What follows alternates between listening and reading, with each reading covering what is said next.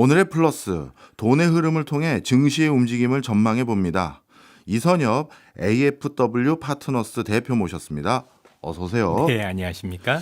예, 요즘 증시가 한동안 엄청 달궈졌다가 요즘은 등락을 좀 반복하는 예. 약간 휴장 분위기도 있는 그런 느낌입니다. 대표님이 보시기에 시장이 다시 반등해서 추세적인 상승으로 이끌어갈 수 있는 구조적인 힘이 있는지 이거 좀 설명해 주세요. 예. 지금은 저는 건전한 조정이라고 생각을 하고 있는 게 어쨌든 AI와 관련해서 지금 버블론이 많이 나왔고 네. 이 버블론과 관련해서 시장에서 갑론루하게 계속 있지 않겠습니까? 예. 그리고 나서 올라간다면 정말 큰 시장이 열리겠죠.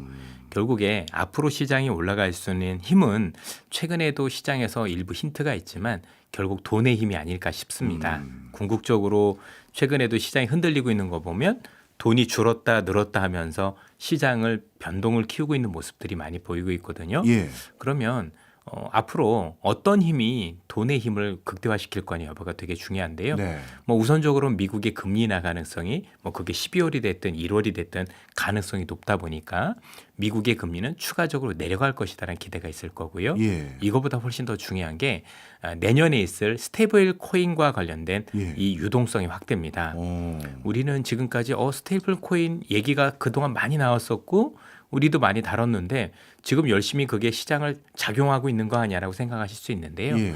미국이 아마 스테이블 코인과 관련해서 트럼프 대통령이 사인을 한 게 7월 18일 날 올해 법안에 관련해서 사인을 했거든요. 예. 그런데 아직 그게 발효가 되고 있지 않습니다. 그 법은 미국 같은 경우는 보통 대통령이 사인하고 나서 18개월 뒤에 그 법이 실행이 되거나 그러니까 이제 그 시점을 보면 27년 1월이겠죠. 예. 또는 부칙 조항이 있습니다. 그건 뭐냐면 금융감독기관이 세부 조항을 만들어서 그걸 완성한 날로부터 120일 뒤에 발효가 되게 돼 있거든요. 예. 그래서 트럼프라는 사람은 아무래도 내년 11월에 있을 중간 선거를 노리고 있다라는 건 정치적으로 다 알고 계실 거고 그런 측면에서 놓고 보면 올해 말 또는 내년 1, 2월 안에 아마 이 금융감독기관이 스테이블 코인과 관련된 발행과 관련된 모든 법을 제정을 세부 조항을 다 끝낼 것 같아요. 그러면 아마 시청자분들께서도 이런 것들이 만들어졌다고 얘기가 나왔네 하면 그 뒤로부터 120일 뒤에 즉 넉 달 뒤에 스테이블 코인이 본격적으로 발행이 된다라고 보시면 되고 미국의 스테이블 코인을 발행하는 가장 큰 목적이 예. 돈을 쓰고자 함이잖아요. 예. 미국 정부가 돈 필요한데 미 국채를 사줄 사람이 부족한 거니까 그걸 통해서 국채를 더 발행하려고 하는 거고 즉 미국 정부가 돈을 더 많이 쓰게 되는 거고 예. 또 스테이블 코인이 발행이 되면 아무래도 스테이블 코인을 발행하는 사람 입장에서는 미 국채를 더 많이 사야 코인을 발행하고 자기가 돈 벌 수 있으니까 예. 코인은 더 살려고 할 거거든요. 그럼 금리는 더 내려가요. 아. 예. 뿐만이 아니라 스테이블 코인을 발행한 사람은 국채를 통해서 또 코인을 발행하니까 그 돈이 또 시장에 유통이 되면서 예. 시장에 있는 이 유동성이 스테이블 코인 발행량보다도 2배가 늘어나는 효과가 있습니다. 즉 정부도 돈을 쓰고 민간도 돈을 쓰고 그래서 우리는 이거를 사적 양적 완화 즉 원래 돈을 뿌려대는 건 정부의 역할인데 민간이 그 역할을 해주는 게 되는데 아마 저희들이 볼 땐 그때부터 그 돈의 힘이 글로벌 시장에 본격적으로 작용을 하면서 지금보다 훨씬 더 큰 랠리를 할 수 있는 머니게임이 시작되지 않을까라고 판단하고 있습니다. 사실 저도 증시 오랫동안 지켜보면서 실제 기업들의 실적이라든가 기업들의 미래적인 전망 이게 증시를 이끌어오는 힘인 건 분명한 사실이지만 그거보다 더 어마어마한 힘은 항상 그 수급 유동성이 진짜 증시를 크게 열었던 적이 있는데 잘하면 그런 기회가 또 있긴 있는 거네요. 예, 그렇습니다. 그러니까 이제 저도 이제 애널리스트 생활을 수십 년 해봤지만 네. 이렇게 비트코인 또는 우리가 흔히 얘기하는 스테이블 코인발 유동성을 본 적이 없고 그러다 보니 우리가 기존에 경험했었던 사례를 가지고 사실 이 사례를 분석하려면 또 한계가 존재할 수밖에 없습니다. 그래서 많은 분들이 항상 시장은 지나보면 같다라고 말씀을 주시는 건 같을 수 있겠으나 어쨌든 우리가 생각지도 못했던 또 다른 유동성의 힘이 발휘할 가능성이 높고 이 돈의 힘은 결국 주가를 올리면서 또 이걸 또 정당화하는 역할로 할 가능성이 되게 높다라고 봐야 될 것 같습니다. 네.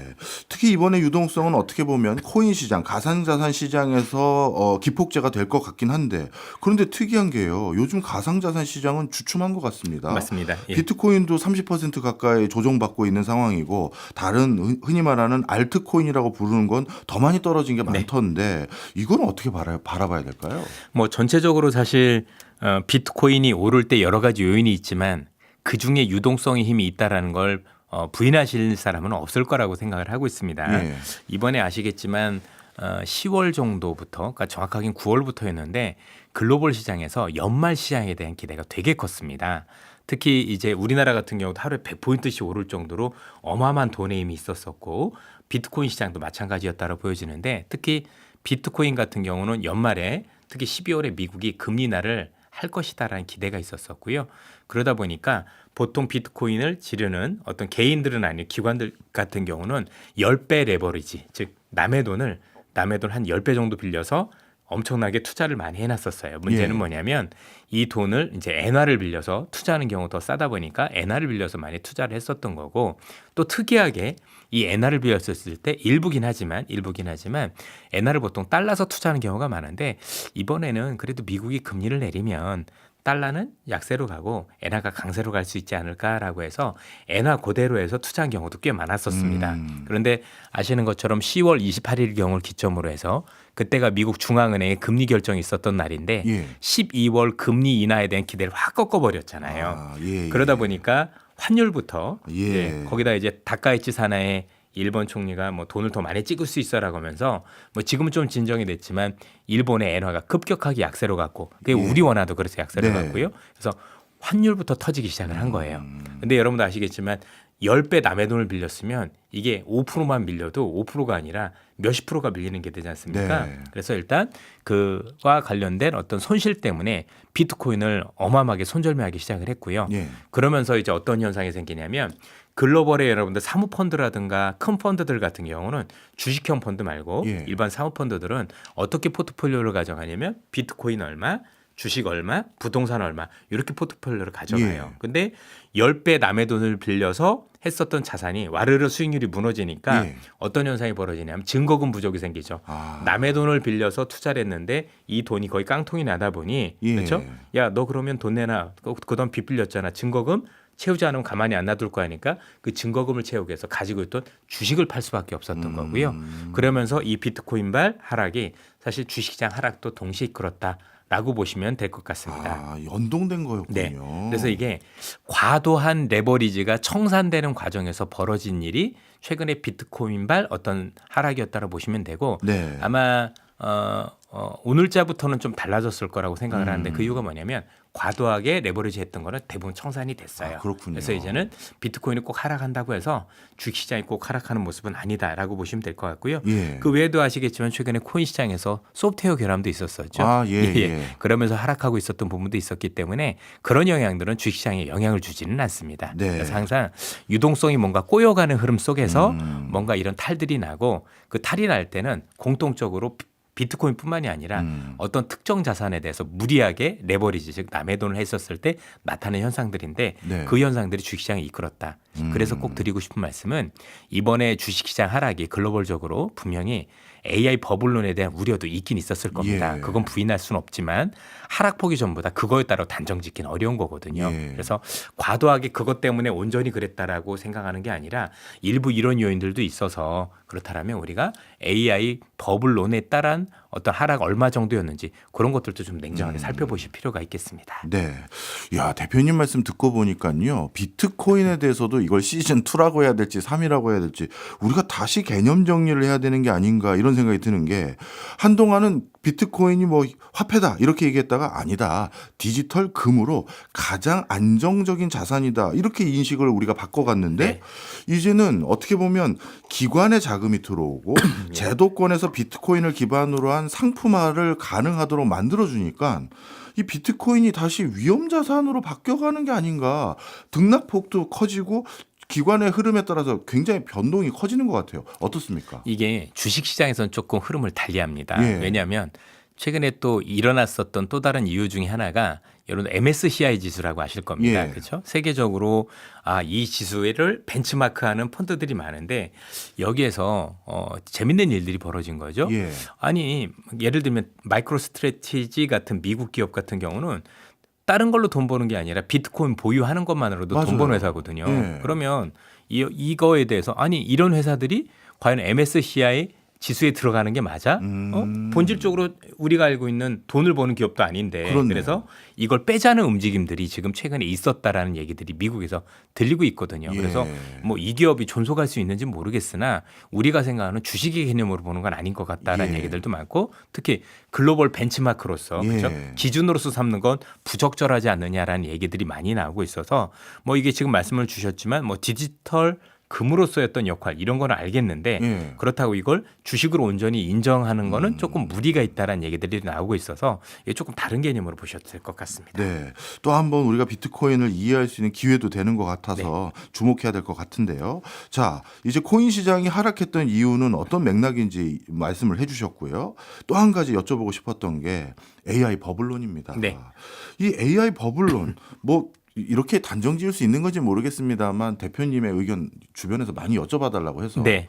버블입니까 아닙니까? 버블은 아닌 거라고 판단됩니다. 버블론이 나온 이유는 저는 충분히 공감을 합니다. 예. 결국에 버블론의 가장 큰 근거는 뭐냐면 궁극적으로 현재 진행되고 있는 AI 투자의 규모가 너무 커서 그렇습니다. 와, 이 정도 투자하는 게 맞나? 그리고 그 핵심엔 오픈 AI가 들어있는 거죠. 예. 지금 아마 많은 분들 아시겠지만 지금 나오고 있는 모든 어떤 것들에 대한 잡음이 다 오픈 AI부터 시작을 합니다. 예. 다른 기업들은 별 얘기가 없어요. 예컨대 구글 같은 경우는 신고가죠. 맞아요. 예, 그러면 최근에 여러분들 우리가 알고 있는 오픈 AI를 비롯해서 모든 기업들이 다 버블이었었으면 구글도 빠지고 그 관련 기업들 다 빠져야 되는데 그렇네요. 최근에 미국 시장에서 하락한 기업들 보면 오픈 AI와 연관된 기업들 중심으로는 빠졌어요. 그렇네요. 예를 들면 오라클이라든가 예. 그렇죠? 아니면 몇몇 기업들 코어위브라든가 그런 기업들이 많이 빠졌는데 핵심은 딱 하나입니다.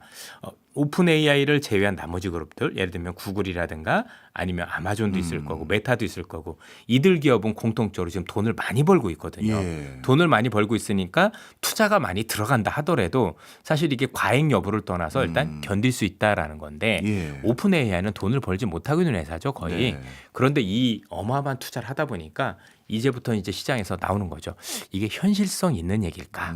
라는 얘기들이 본격적으로 나오는 거예요. 그러니까 근본적인 핵심은 뭐냐면 이 AI와 관련된 투자 규모가 우리가 생각했던 상상을 초월하는 거예요. 예. 그러니까 이게 비즈니스 모델이 되고 정말 실생활로 사용하기 위해서는 말도 안 되는 천문학적인 돈이 들어가는데 예. 당신들이 이게 만약 감당이 가능하냐? 그러면 만약에 이 기업이 감당 가능하지 않다라면 나머지 구글은 살아날 수 있는데 그럼 오픈 AI라든가 이런 기업들이 했던 건 나중에 유유 설비가 되면서 그럼 이게 글로벌 공급광이 아니겠느냐 이런 얘기들 되게 많이 해주고 있는 거거든요, 그렇죠? 일견 저희들이 볼 땐 충분히 타당성이 있다라고 생각을 합니다. 근데 진짜 버블이라는 것은 실체가 없어야 되거든요. 예. 그런데 지금 중요한 것들은 뭐냐면 보통 우리가 이전의 버블을 제가 IT 버블도 경험을 했었고 닷컴 버블이죠. 여러 가지 버블들도 경험을 했고 여러 가지 또 제가 애널리스트 생활할 때도 많이 분석을 해봤지만 버블이란 말에서 주는 것들은 뭐냐면 실체가 없어야 돼요. 예. 실체도 없는데 뭐 말 그대로 우리가 알고 있는 주가만 올라가는 현상들을 또 보통 버블이라고 하는데 최근에 나왔었던 그 AI의 특징을 놓고 보면 투자를 하면 할수록 성능이 좋아지죠. 그거는 버블이 아니라고 보는 게 맞는 겁니다. 네. 그렇죠? 그러니까 기업들이 과잉 투자라고 얘기를 하려면 내가 지금까지 투자를 했는데 돈을 못 벌어. 이거는 과잉 투자가 아니에요. 예. 그렇죠? 그리고 마이클 버리라는 사람도 부정적으로 얘기하는 사람도 투자를 많이 했는데 돈을 못 버는 건 그건 버블이 아니다라고 얘기를 해요. 그렇죠? 진짜 버블은 뭐인 거냐면 실체도 없는데 그런 거죠. 예를 들어서 지금도 계속 투자를 하는데 네. 성능이 좋아지지 않거나 뭐 이런 식이 될 때 문제가 되는 건데 예. 아시겠지만 지금은 투자를 더 했더니 실제 구글이 좋아졌어요. 네. 그리고 또 오픈 AI가 더 투자를 했으면 나중에 또 성능이 좋아질 수도 있는 거잖아요. 예. 이건 버블이라 보기는 어렵죠. 다만 이런 문제는 있는 거죠. 버블은 아니지만 오픈 AI가 감당하기엔 너무나도 큰 재무 부담이 있다라는 데에 대해서는 충분히 저희들도 고민이 됩니다. 네. 이건 버블하고 다른 거라고 보시면 되고요. 네. 그래서 지금 미국 시장에서는 어떤 얘기들이 오가고 있냐면 결국 오픈 AI가 빠르게 IPO 즉 기업 공개를 해서 상장을 하거나 네. 또는 인수합병 얘기들이 나오는 것 같아요. 아. 왜냐하면 그렇다 하더라도 현재 지금 오픈 AI가 점유율이 네. 우리가 알는 AI에서 점유율이 지금 70%예요. 예. 그렇죠? 그러면 아직도 세계 1위인 거잖아요. 그렇죠. 세계 1위를 버릴 수는 없고 또 이 예. 기업이 버블인데 우리가 아는 소프트뱅크가 자기 모든 자산을 다 거기다 쏟아 부었다? 그럼 이 기업들도 이 회사가 나중에 시장을 지배할 수 있는 능력이 있다고 보는 거 아니겠습니까? 예. 그래서 아마도 지금 전 세계에 있는 AI 관련 학회에서 저희들이 나온 자료를 보니까 글로벌 시장에서 한 3개 정도, 2개에서 3개 정도가 뭔가 구도를 가지고 이 AI 시장 이끌고 나갈 것 같은데 예. 그 중에 누가 보더라도 구글은 지금 이견이 없는 것 같고 예. 거기에 오픈 AI 그리고 또 한 기업 정도가 얘기가 나오는 것 같아요. 다만 이 오픈 AI와 관련해서는 여전히 자금에 대한 문제가 있다 보니까 독자적으로 한 게 아니라 결국 현재는 빅테크 기업도 어느 기업과 인수합병을 통해서 살아나갈 방법을 찾는 거 아니냐 이런 얘기들이 구체적으로 나오는 것 같습니다. 네.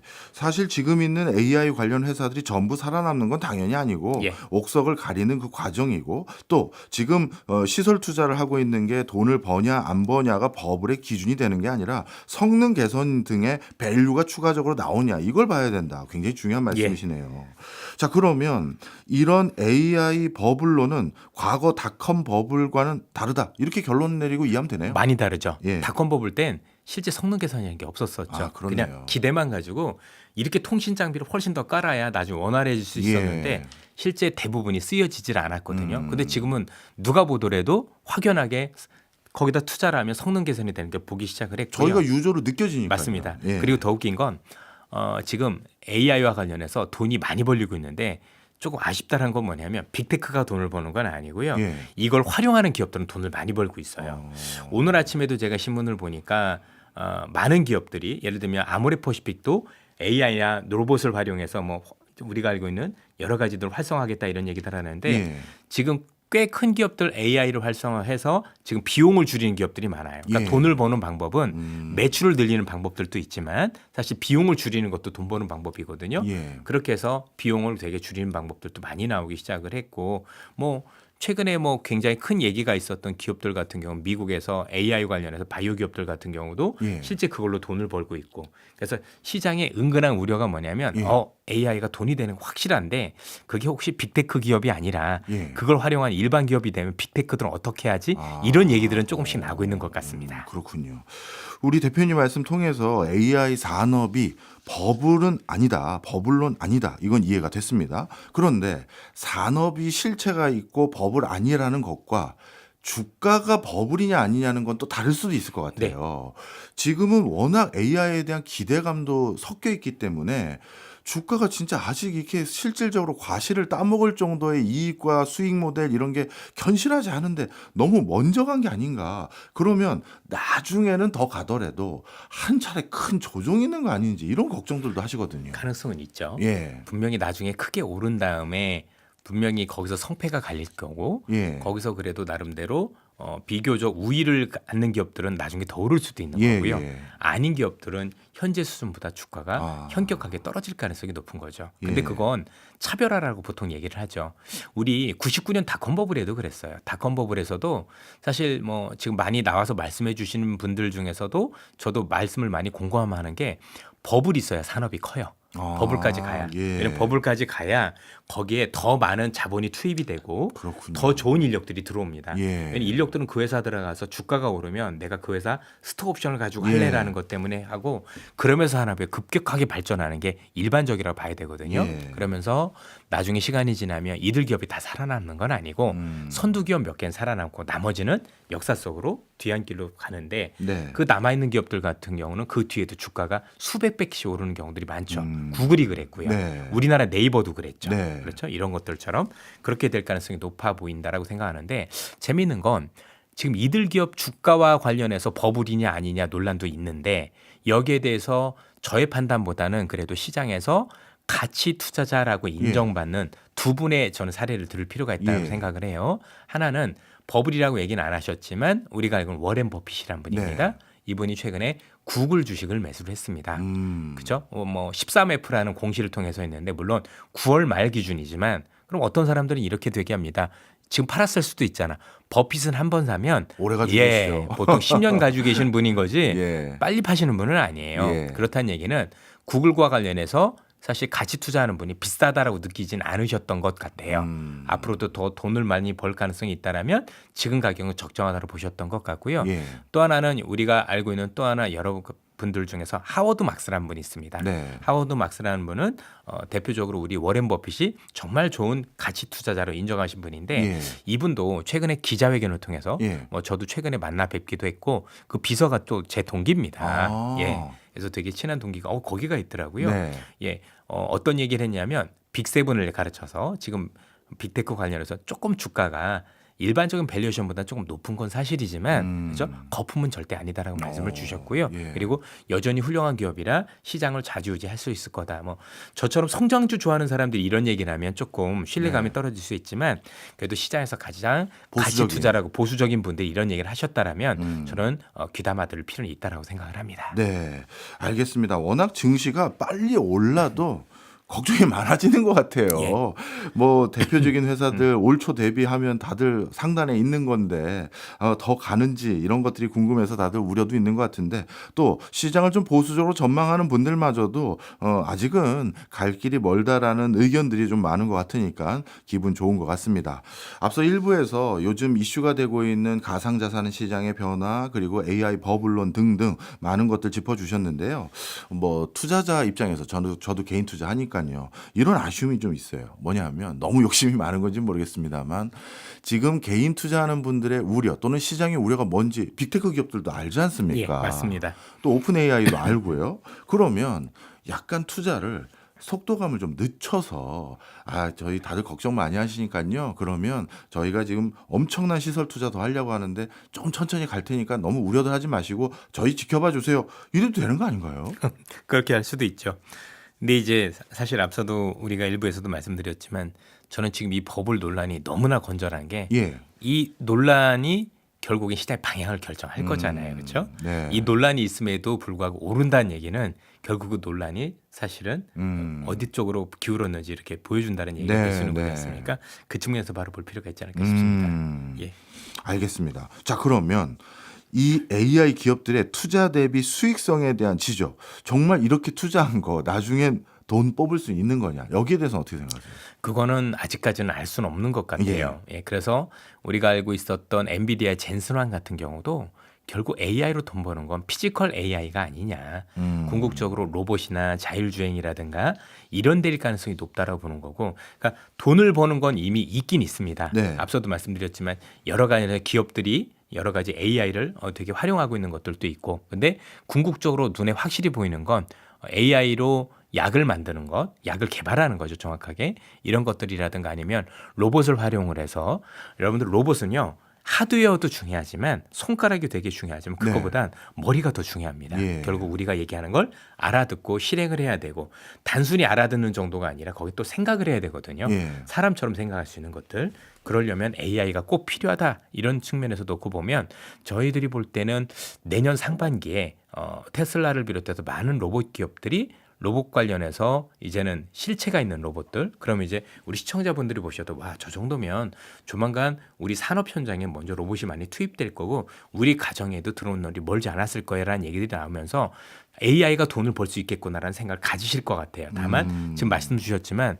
그 돈을 버는 게 예. 빅테크가 돈 벌 거냐 예. 아니면 이 기업들이 돈 벌 거냐 그 고민이 있고요. 예. 그러다 보니까 최근에 어떤 현상들이 벌어지고 있냐면 빅테크 기업들이 전부 다 로봇 기업들을 인수하기 시작을 했어요. 아, 그래요? 예. 구글도 로봇 관련한 사업을 지금 다시 하기 시작을 했고 예.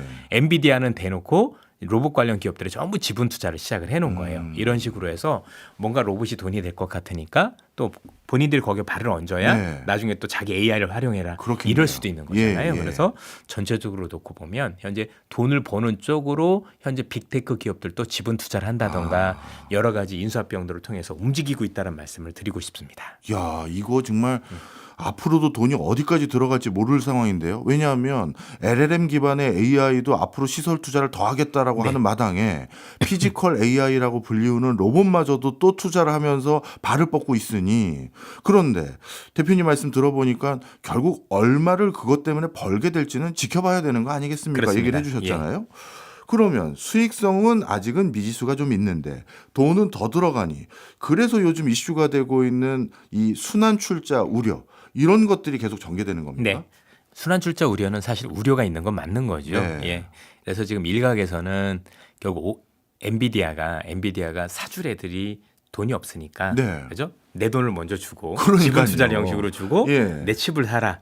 이렇게 해서 논란이 많이 되고 있는 예. 건데 결국엔 이 안에는 지금 어떤 아쉬움이 숨어 있는 거냐면 결국 돈이 부족하다는 얘기가 들어가 있는 겁니다. 예. 그래서 지금 엔비디아가 이번에 실적 발표를 할 때 재밌는 얘기를 했어요. 뭐라고요? 3분기에 실적 발표를 하면서 자, 엔비디아 니네 지금 실적 되게 좋은데 혹시 나중에 실적이 부진해질 수 있는 요인이 있다라면 무엇이 있느냐 얘기를 했더니 두 가지 얘기를 했습니다. 예. 첫 번째는 내 고객사들이 돈이 없을 때라고 얘기를 했어요. 예. 아마 지금 이 순환 출자를 두고 얘기한 것 같은데 내가 아무리 좋은 칩을 만든다고 하더라도 돈이 너무 많이 들어가니까 네. 아니 그러면 그 지금 말씀하신 오픈 AI 이런 애들이 사실 돈이 없어서 구매를 못할 수도 있다는 우려를 첫 번째로 해준 거고요. 네. 그죠? 또 그 안에는 여러 가지 복선이 깔려 있는 건데 최근에 구글의 TPU 좋다는 얘기도 나왔지만 야 이게 우리가 엔비디아 거 GPU 너무 비싼데 조금 성능은 좀 덜하지만 뭐 구글 거 한번 써볼까 좀 싸다라는데 이럴 수도 있는 거잖아요. 그렇죠. 이 얘기가 하나 있었고요.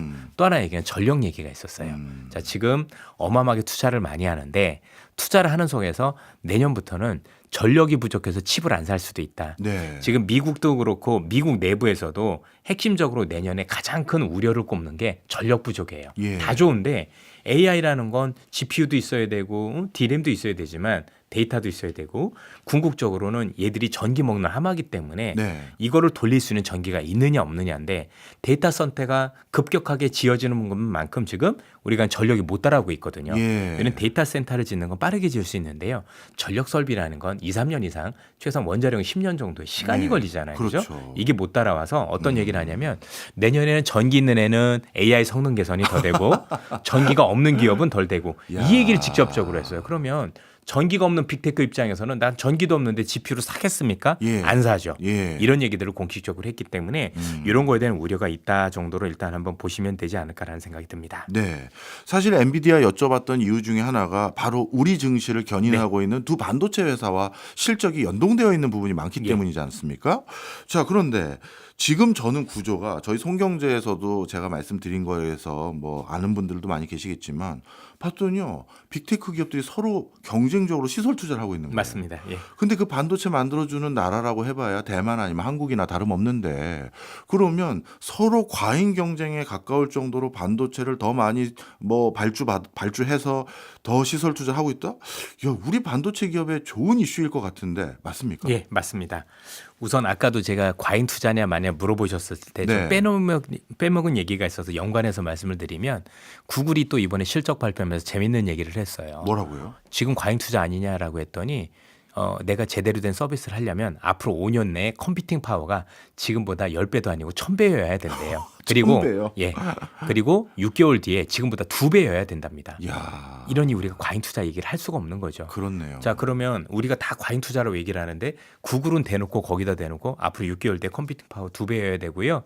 그리고 우리가 4, 5년 뒤까지는 1000배까지 늘려야 돼요. 물론 그 말이 다 아닐 수도 있지만 여기서 10배라고만 가정한다고 하더라도 대단한 거죠. 그렇죠. 그런데 이게 재밌는 게 그런 거에 비해서 지금 우리 반도체 관련 기업들은 그걸 고지고대로 믿는 것 같지는 않아요. 그래서 설비 투자 보통 예. 그 정도 반도체가 필요하면 내가 여기에 맞춰서 어마어마하게 반도체를 공급해 줄게라고 해야 되는데 그런 움직임은 별로 보이진 않습니다. 네. 예. 그런 측면에서 반도체가 되게 좋다라고 판단을 많이 하고 있는데 최근에 저희들도 업계분들을 삼성이나 하이닉스 분들도 만나 뵙고 또 이제 최근에 SK 하이닉스 회장 예. 최태원 회장의 발언을 미뤄보면 되게 재밌는 일들이 벌어지는데 네. 첫 번째 최태원 회장의 발언을 그대로 얘기하자면 반도체에 대한 수요는 기하급수적으로 늘어나는데 우리는 그걸 어떻게 공급해 줄 수 있는지 정말 난감하다. 그리고 앞으로도 그럴 수 있는 방법이 없다라고 먼저 얘기를 했고요. 예. 두 번째부터가 재밌습니다. 지금 그런 반도체에 대한 수요가 어마어마한데 많은 사람들은 빅테크 기업 7개가 달라고 하는 건데 그렇지 않다. 예. 지금 의외로 예. 정말 글로벌에는 수많은 기업들, 예. 수많은 기업들이 반도체를 다 달라고 한대요. 오. 이제 드디어 AI를 접목을 하나 봐요. 아. 우리 아마 MBC도 그럴 거라고 생각을 예, 하는데 예. 방송사들도 저도 이제 MBC와 경쟁사인 뭐 K 방송 보니까 거기 사극 찍는데 AI를 활용해 가지고 많이 얘기를 한다고 해서 비용을 줄인다는 얘기를 네. 되게 많이 하더라고요. 이런 식으로 지금 기존에 있었던 반도체 수요가 빅테크를 넘어서서 글로벌에는 모든 기업들이 반도체를 달라고 하고 있고 또 여기에 국가들도 소버린 AI 만든다고 또 여전히 반도체를 달라고 한답니다. 예. 그런 거에 비해서 우리가 지금 반도체를 줄 수 있는 방법이 없다라고 하다 보니 최근에 아시겠지만 반도체 가격이 역사적으로 이례적으로 2달 만에 6배가 오르는 그러니까요. 이런 말도 안 되는 예. 일들이 벌어지기 시작을 했고 급기야 그 가격을 다 받을 수는 없지만 S전자를 비롯해서 일부 반도체 기업들은 고정 가격이라고 그러죠. 그렇죠? 너 이거 고정적으로 사가라는 걸 사실 가격을 60%나 올렸고 이야. 어제 신문 보니까 다음 분기에 100%까지 인상한다는 얘기가 나와요. 어마무시한 거죠. 그렇네요. 거기다 환율 효과까지 있으니 예. 그리고 지금도 반도체가 여전히 공급이 부족을 하고 아까 구글도 앞으로 뭐 1000배까지는 아니더라도 당장 내년에도 지금보다 2배 이상 증설해야 된다고 얘기를 한다라면 네. 사실 반도체에 대한 공급 부족 현상은 앞으로도 지속될 가능성이 높지 않을까. 그러면 현재 주가가 여기서 끝나지 않을 가능성이 우리는 높다고 판단하는 게 객관적인 겁니다. 네. 사실 우리 기업들이 뭔가 공급을 늘려주려고 해도 반도체 인력 수급 또 반도체 만드는데도 전력과 물이 많이 필요한데 그런 부분이 이제 해결이 안 되는 부분도 있을 테니까 공급에 대해서 또 증설할 수 있는 논의도 좀 해야겠지만 또 한편으로는 우리 아니면 지들이 또 어디 가서 이걸 부탁하겠어? 이런 마음도 좀 있을 거라고 생각도 들거든요. 그 이상인 게 예. 우리가 갑 오브 갑입니다. 그렇죠. 그래서 예전에는 우리가 반도체가 안 좋을 때 우리 거 좀 어떻게 해주면 안 돼라고 예. 했었는데 지금 대놓고 튕긴다고 얘기를 들었고요. 그래서 뭐 우리 편은 야 꺼져. 너 많이 안 주면 안 돼. 이 방송용으로 접정치는 않지만 예. 그런 식으로 그리고 글로벌 반도체는 증설이 불가능하잖아요. 그렇죠. 어차피 글로벌 3사 한국에 있는 뭐 하이닉스, 삼성, 미국은 마이크로 테크놀로지 셋이 지금 전부 다 만들고 있기 때문에 워낙 부족한 회사로서 이걸 감당하려면 앞으로도 쉽지 않을 것 같아요. 네. 그래서 우리 기업들이 처한 환경이 정말 좋다. 그래서 뭐 기업들이 너무 잘한 것도 있지만 운은 정말 좋은 것 같다. 네. 이런 생각도 가지고 있습니다. 다시 우리나라 경제를 반등시키는데 반도체가 좀 기여했으면 하는 바람이고요. 다시 미국 증시의 네. 아킬레스건에 해당될 것 한번 여쭤보겠습니다. 트럼프 정부의 관세 대법원 판결 이게 어떻게 될지가 이제 향배를 결정할 것 같고요. 또 내년 중간 선거 이것 때문에 또 트럼프의 내임덕이 빨리 오는 거 아니냐 이런 얘기들도 있는데 이거는 증시에 어떤 영향을 미칠까요? 증시에는 긍정적이라고 봐야 되는 게 지금 말씀 주셨지만 트럼프가 굉장히 궁지에 몰려 있는 것도 사실이고 네. 실제 지지율도 많이 떨어졌습니다. 예. 최근에 여러 가지 문제가 있었는데 하나는 정치적으로 아마 그 이상한 사람하고 연루됐던 거 알고 아, 계시죠? 예, 예. 그래서 뭐 성추행범 네, 그죠? 네. 미성년자 관련해서 그것도 되게 궁지에 많이 몰려 있고요. 또 최근에 뉴욕에서 맘단이라고 뉴욕 시장이 됐는데 뭐 많은 분들이 정치적으로 얘기해 주지만 저희들이 볼 때 너무 간단했어요. 물가가 너무 높은 거예요. 진짜 살기 어렵다. 그래서 맘단이가 그걸 해결해 준다니 네가 한번 해봐라 네. 라는 게 그게 시민들의 목소리였던 거란 말이에요. 그러면 지금 정치적으로 또 궁지에 몰려 있고 그다음에 물가도 많이 걱정이 되고 그래서 지금 트럼프가 내년 중간 선거에서 만약에 지게 된다라면 문제가 많이 되거든요. 특히 앞서도 말씀드렸지만 이 대법원 판결이 트럼프의 관세와 관련된 이런 어떤 그 힘을 뺏어가면 예. 트럼프는 말 그대로 각국을 압박할 수 있는 수단이 없어지게 돼버립니다. 예. 그렇죠? 그래서 지금 트럼프가 일단 뭘 하냐면 정치적인 돌파구로 일단 우크라이나를 선택을 했습니다. 왜냐하면 우크라이나의 전쟁, 러시아의 전쟁을 끝내게 되면 내년에 그 중간 선거 즈음해 가지고 노벨 평화상을 노릴 수 있거든요. 예. 그런데 웃긴 건 많은 시청자분들도 이미 상식적으로 알고 계시지만 노벨 평화상 후보 추천이 내년 1월까지예요. 그렇죠? 예. 그러려면 어떻게 될까요? 12월이나 요 안에 어느 정도 해결을 봐야 되잖아요. 성과가 있어야 돼요. 예, 성과가 있어야 되니까 되게 서두르고 있는 모습인데 물론 실제 이게 될지 안 될지 모르죠. 다만 트럼프가 되게 서두르고 있다 보고 트럼프가 불리한 입장이다 보니까 러시아한테 훨씬 더 유리하게 뭔가들을 주는 그런 모습들이 하나가 있다라고 보시면 될 것 같고요. 두 번째는 그래서 돈을 많이 뿌려야 돼요. 그렇죠? 이런 것들을 만회하려면 주가라는 자체가 굉장히 좋아져서 봐봐 내가 정말 경제적 성과는 되게 좋잖아 라는 걸 하기 위해서 스테이블 코인을 더 강화하는 거고요. 그래서 이 무리수가 결국엔 훨씬 더 시장에 많은 유동성을 뿌릴 것 같다는 말씀을 드리고 싶고요. 세 번째가 재밌어요. 결국 지금 물가가 문제가 되잖아요. 네. 그래서 물가를 낮출 만한 방법을 찾고 있는데 예. 그 중에 하나가 뭐냐면 중국과의 관계 개선이에요. 아. 아마 중국하고도 며칠 전에 또 통화를 한 걸로 알고 예, 있는데 예. 그래서 중국에 관한 관세를 낮춰줄 생각을 하는데 결국엔 맘다니 문제도 그렇지만 결국 생활 물가가 문제거든요. 예. 그렇죠? 그래서 우리가 알고 있는 일반적인 생활 물가와 관련된 관세는 이미 낮춰주기 시작했어요. 최근에 바나나부터 해서 다 낮췄잖아요. 네네. 그런데 이것보다도 중국에 현재 부과된 물가를 굉장히 낮춰주면 관세를 낮춰주면 효과가 클 수 있거든요. 그래서 지금 대화를 시도를 하고 있고 이를 통해서 나름대로 중국한테 뭐 예를 들면 콩을 중국에 더 사준다든가 여러 가지 해주면 마치 그게 야 중국이 우리한테 이렇게 해줘서 우리도 해주겠다라고 해서 관세를 내려주게 되겠는 이런 거. 그래서 예. 그렇게 된다면 시간을 두고 또 미국이 금리 인하가 끝나지 않았을 수도 있는 네. 그런 가능성도 있기 때문에 네. 전반적으로 놓고 보면 이런 트럼프가 내년 6월에 대선을 위한 여러 움직임들이 정치적으로도 그건 우크라이나 전쟁으로 또 물가 측면에서는 중국과의 관계 개선을 통해서 관세를 낮춰줄 수 있는 부분들로 또 증시를 올리기 위해서 지금 말씀드렸었던 스테이블 코인을 통해서 예. 자금을 훨씬 더 할 수 있는 이런 세 가지 측면을 움직이고 있는데 이게 다 될지는 알 수는 없지만 네. 어쨌든 내년 증시는 이로 인해서 생각했던 것보다 더 따뜻할 수도 있을 가능성 배제할 수 없다고 생각을 합니다. 말씀 듣고 보니까 지난번에 연준 회의 있고 난 뒤에는 기준금리 인하 조금 더 우리가 기다려봐야 되는 거 아닌가 생각했는데 지금 말씀 듣는 내용들 전부 종합해 보면 생각보다 기준금리 또 낮추려면 낮출 수 있는 환경이 연출될 것 같다 이렇게 받아들여도 되는 거네요. 그렇죠. 예. 그래서 지금 최근에 연준 의장도 바꾸는 거잖아요. 그렇죠? 결국 연준 의장이 바꾸는 목적은 딱 하나지 않습니까? 더 내려줄 수 있는 사람을 찾는 그렇죠. 거고 예. 이게 그러려다 보니까 예전에 매파였었던 분들도 크리스토퍼 올러 같은 사람들도 요즘 금리를 자꾸 조심하죠. 내려야 된다고 그렇죠. 그래서 야 이게 정치가 무섭구나, 예. 자리가 무섭구나로 생각을 하는데 어쨌든 그 사람들이 되면 무조건 낮추는 건 아니겠지만 내릴 수 있으면 내릴 것 같고 그렇죠. 그다음에 올릴 수 있으면 안 올릴 것 같고 이럴 수 있는 거잖아요. 예. 어쨌든 글로벌 유동성 환경에서는 좋아지는 것만은 분명해 보인다라고 말씀드리고 싶습니다. 네.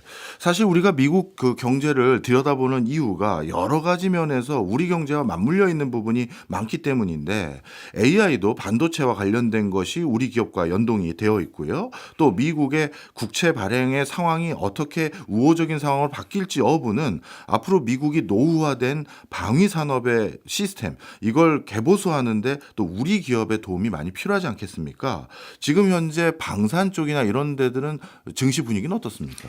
지금 당장은 아무래도 우크라이나 전쟁이 종전될 수 있다라는 기대감들이 있기 때문에 좀 쉬어간다는 데 대해서는 이견은 없는데요. 네. 지금 방산이 2차 부활을 시작을 하고 있습니다. 무슨 얘기냐면 지금 방산이 기존에 있던 무기 시스템에서 최근에 AI나 드론 이런 것들이 도입되면서 정말 체계가 바뀌고 있잖아요. 예. 문제는 뭐냐면 이런 것들과 관련해서 이제는 모든 방산 새로 개발되는 무기들 같은 경우는 반드시 AI가 들어가야 되고요. 여기에 또 로봇이라는 개념이 많이 들어가줘야 되거든요. 그런데 미국에서는 이건 생산할 수 있는 설비가 없어요. 예. 그리고 방산이다 보니 중국에 맡길 수도 없는 거예요. 그래서 지금 미국에 있는 수많은 방산 기업들이 한국 기업에 실제로 노크를 하고 있고요. 저도 이제 얼마 전에 방산 관련 관계자들하고도 미팅을 해봤지만 보니까 우리한테 만들어주면 안 되겠니라고 해서 정말 물밀듯이 들어오는 모습들도 많이 보이고 있습니다. 예. 그래서 방산과 관련해서 우리 기업들 제가 볼 땐 경쟁력을 더 가질 수 있는 여건이 된다라고 생각을 하고 특히 우리가 기존에 했던 뭐 탱크라든가 아니면 또 뭐 공격용 헬기라든가 이런 무기 중심에서 벗어나서 새로운 형태의 무기 형태로 변해가고 있는 것들도 우리 시청자분들께서 보셨으면 좋겠습니다. 네. 드론이 제일 무서운 걸 아시죠? 예, 그럼요. 그러면 그런 것들도 역시 제조 역량이 있는 나라와 결부해서 뭔가 진화 발전 시켜야 되는데 당연히 뭐 제조 역량은 중국도 있지만 중국에 발주할지는 않을 거고 그러면 그런 것들 논의하는 데 있어서 선박을 비롯해서 앞으로 다른 분야도 우리가 영순위가 될까요? 영순위로 이미 확정이 된 게 아. 얼마 전에 엔비디아가 그래서 한국으로 왔다 간 게요. 그래요. 예, 이게 로봇이라든가 아니면 이런 것들 되게 중요한 게 요즘 쿠팡도 그렇지만 네. 지금 보안 문제가 굉장히 문제가 되잖아요. 그렇죠. 특히 보안 문제에서 제일 무서운 게 카메라예요. 예. 우리가 그 청소기도 중국제 청소기 갖다 놓으면 이게 막 우리 돌아다니면서 사생활 찍으면서 유출된다라고 얘기를 하는데 다 본다고 예, 하더라고요. 로봇은 더해요. 어. 완전히 뭐 카메라가 한 대가 아니라 여러분들 실제 휴머노로이드를 보면 카메라가 한 10대씩 달려 있어요. 예. 여기저기 달려 있거든요. 그럼 내 걸 모든 거 다 볼 텐데 그걸 예. 중국 걸 쓴다? 상상할 수가 없어요. AI 드론이나 이런 것도 중국 부품을 쓴다? 상상을 못 해요. 예. 거기서 끊으면 어떡하죠? 아. 또 시스템도 중국이 조작하면 어떻게 되죠? 네. 안 되거든요. 그러려면 두 가지가 같이 가능해야 돼요.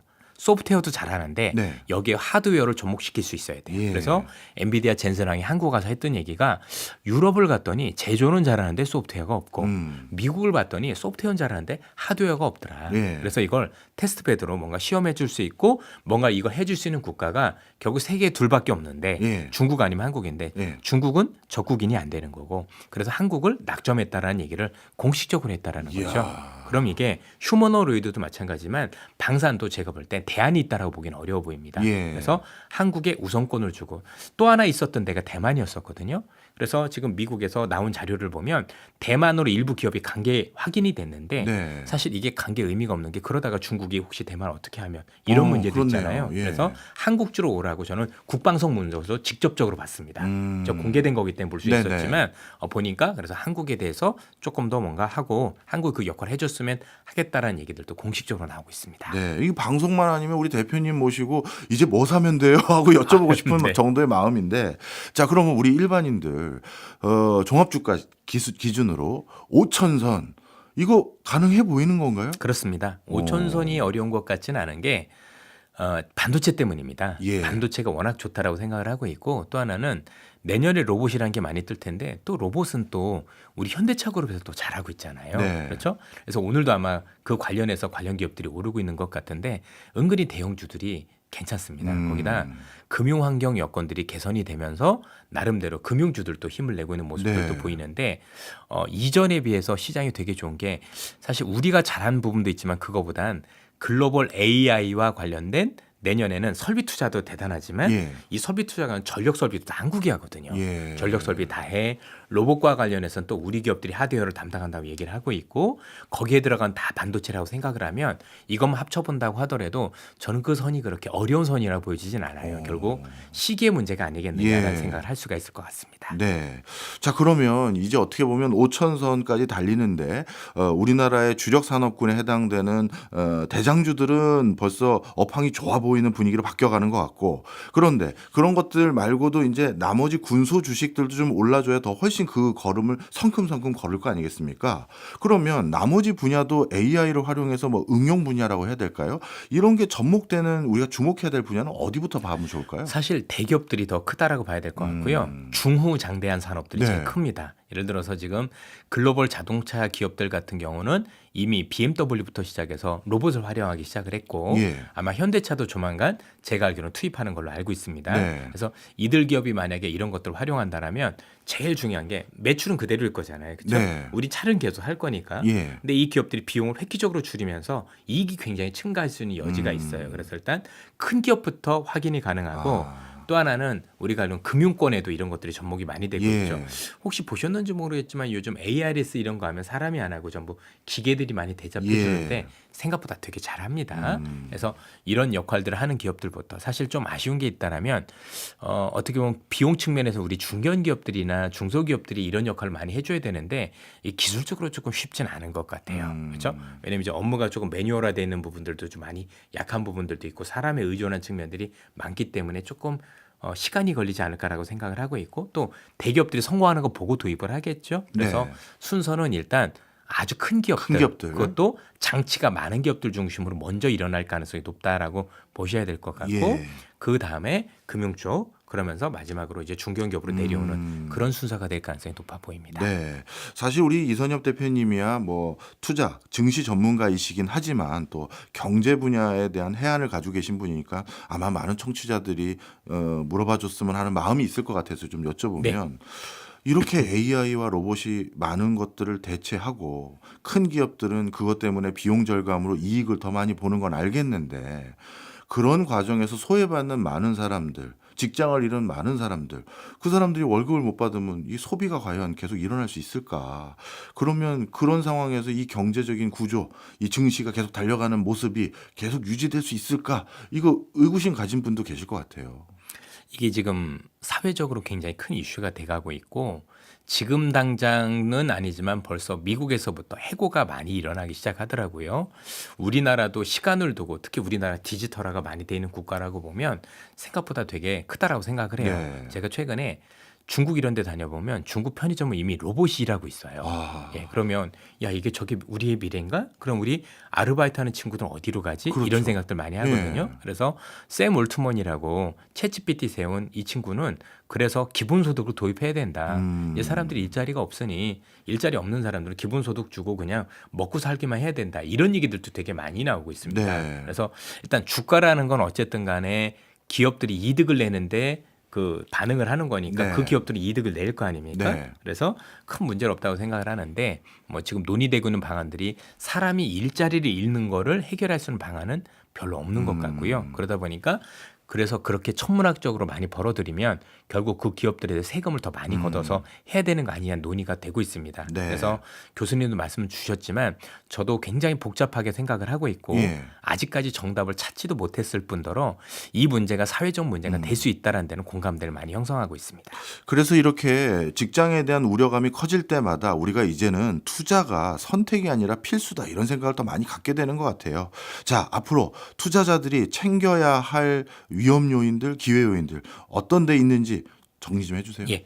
결국에 여러분들 지금 시장에서 여러 논란들이 많습니다. 버블 논란도 많고 여러 가지가 논란이 있는데 한 가지 다들 얘기를 안 해주시는 게 있어요. 뭔가요? 버블이 있다라고 치더라도 아까 제가 말씀드린 것 중에서 제 얘기에 공감 안 하신 분도 있을 수도 있다라고 봅니다. 예. 근데 그럼에도 불구하고 공통점은 하나 있습니다. 예. 버블은 언제 터졌느냐 이거죠. 예. 예. 버블이 있다고 터지는 건 아니고 예. 무엇 때문에 터지는데 그게 금리입니다. 아. 결국 버블이라는 것 자체가 결국 돈의 힘이라고 놓고 보면 그 돈의 힘이 끝날 때 이 버블도 터진다라고 보시면 되는데 네. 그건 금리 인상기에 터집니다. 예. 금리 인상기에도 처음에 터지는 건 아니고 절대 금리가 일정 수준까지 올랐을 때 터지는 모습들을 많이 보이거든요. 네. 그럼 지금 우리가 미국 시장을 놓고 보면 어쨌든 미국이 터져야 우리도 터질 거니까 그렇죠. 미국 입장에서 놓고 보면 지금도 금리를 올린다 쪽이 아니라 아직도 내릴 수 있다 쪽인 거잖아요. 예. 그렇죠? 그러면 지금 당장은 아닌 거겠죠. 그래서 나중에 기준금리가 미국이 금리를 내리고 나서 증시가 더 많이 오를 거잖아요. 예. 그럼 그렇게 뜨거워지면 어쩔 수 없이 그 뒤부터는 금리 인상을 시작을 많이 할 건데 금리 인상을 처음에 또 시작할 때는 경기가 좋아져서 하는 거기 때문에 네. 또 시장이 또 좋아져요. 예. 그래서 일정 부분 금리가 절대 수준 금리가 높아졌을 때 그때도 시장이 좋다라고 하면 저는 그건 경계하셔야 된다고 생각을 하고 지금부터 시청자분들이 보셔야 될 거는 경제에 대한 구조도 중요하고 AI가 어떻게 발전하는지도 중요하지만 돈의 힘이 나보다 더 비싸게 사줄 사람들이 들어올 수 있는 환경인 건지 아니면 이제 나보다 더 비싸게 사는 사람들이 줄어드는 환경인 건지 이걸 판단하는 것도 저는 굉장히 중요하다고 생각을 합니다. 그렇네요. 돈의 힘에 대한 이해 이게 투자의 굉장히 중요한 관건이었네요. 지금까지 이선엽 AFW 파트너스 대표였습니다. 고맙습니다. 감사합니다.